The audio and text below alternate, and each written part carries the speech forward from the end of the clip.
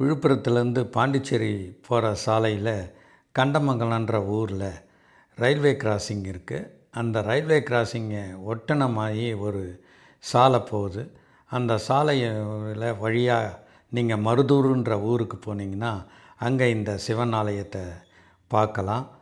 இந்த ஆலயத்தினுடைய திருநாமம் மருந்தீஸ்வரி உடனுறை மருந்தீஸ்வரர். இந்த ஆலயத்தினுடைய சிறப்பு வேண்டுதல்கள் நிறைவேறது மட்டும் இல்லாமல் நோய்களை தீர்க்கக்கூடிய அருளாற்றலும் இருக்குது.